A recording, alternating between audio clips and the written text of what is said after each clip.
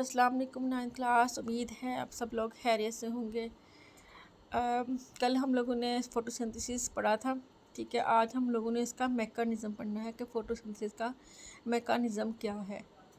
Photosynthesis अकर इन 2 phases. अब photosynthesis के 2 phases होते हैं, एक होते हैं लाइट रिएक्शन और एक होते हैं dark reaction. Light reaction mean जो लाइट की मौजूदगी में है, रोशनी की मौजूदगी में है, दिन टाइम में है। और डार्क रिएक्शन कौन से होते हैं जिसमें लाइट इन्वॉल्व नहीं होती। Light reaction take place on the thylakoid membrane of chloroplast. अब आप लोगों को हमेशा याद रखना चाहिए कि लाइट रिएक्शन होते किस जगह पे हैं। ये होते हैं थैलाकॉइड मेम्ब्रेन में। किसके थैलाकॉइड मेम्ब्रेन में? क्लोरोप्लास्ट के। जबकि dark reaction take place in the stroma of the chloroplast. और ये कहाँ होते हैं डार्क रिएक्शन? स्ट्रोमा में, थैलाकॉइड के स्ट्रोमा में। ये हमने थैलाकॉइड की स्ट्रक्चर पढ़ी थी, I mean to say chloroplast की स्ट्रक्चर पढ़ी थी, जिसमें हमने थैलाकॉइड को, स्ट्रोमा को पढ़ा हुआ है ऑलरेडी। तो आप लोगों को ये बोलना नहीं चाहिए, आपके एमसीक्यूज में आ सकता है कि डार्क रिएक्शन कहाँ टेक प्लेस होते हैं और लाइट रिएक्शन कहाँ टेक प्लेस होते हैं। सो पहले हम पढ़ते हैं लाइट रिएक्शंस को। During light reaction, light energy use to make energy high energy molecule ATP and NADPH।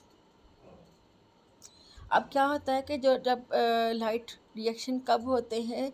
Light की मौजूदगी में, ठीक है।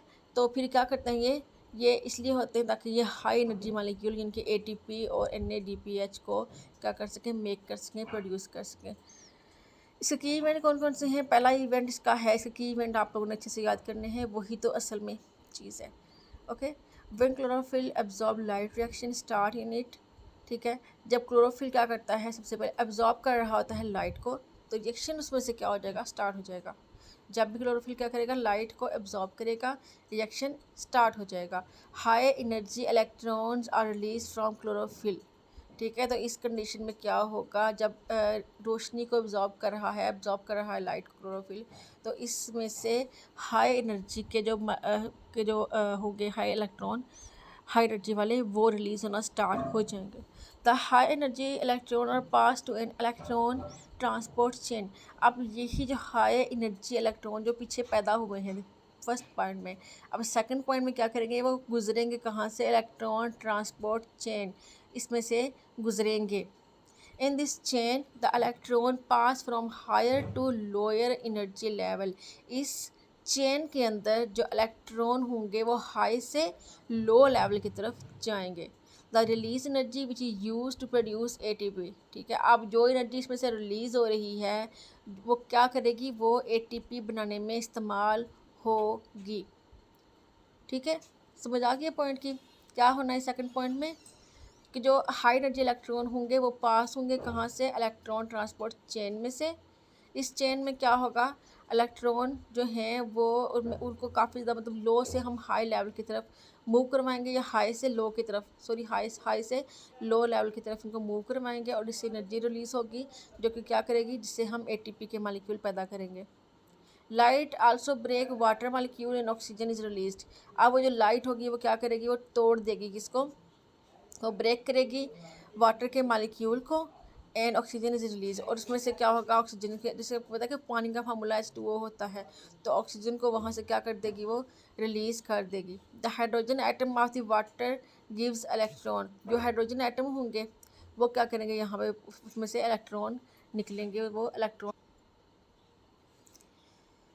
यानी कि वो give electron to chlorophyll and become ions. और वो क्या करेंगे? वो इलेक्ट्रॉन जो है वो क्लोरोफिल को दे देंगे, और फिर उससे क्या होगा? आयंस बन जाएंगे। The electron of chlorophyll after the production of ATP and the hydrogen ion of water are use to reduce a coenzyme NADP into NADPH। अब वो जो इलेक्ट्रॉन जो क्लोरोफिल के हैं जब वो पैदा हो जाएंगे, मतलब उनमें से अब ATP पैदा हो चुकी है, ठीक है, और हाइड्रोजन आयन भी हैं, वो भी वाटर के, वो भी इस्तेमाल हो जाए। वो कहाँ इस्तेमाल करेंगे हम लोग? उनको इस्तेमाल करेंगे ताकि कोएंजाइम जो है NADP और NADPH उसको वो रिड्यूस कर सके। अब NAD क्या है?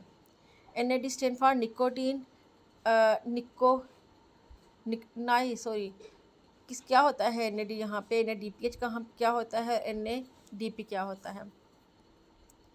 तो ये फिर NAD क्या होता है? Nicotinamide adenine dinucleotide. ये क्या है? कोएंजाइम है। One form of this coenzyme also carries phosphate. और इसका जो एक कोएंजाइम होता है उसके पास फास्फेट भी होता है। जैसे ये देखिए इसके अंदर P भी है, पी फॉर फॉस्फेट भी इसके अंदर होता है।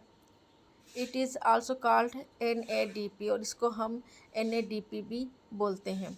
अगला है इसके डार्क रिएक्शन। आपने कल इसके सिर्फ जो हैं वो लाइट रिएक्शन करके आने हैं, डार्क रिएक्शन हम लोग इसका कल करेंगे अच्छे तरीके से।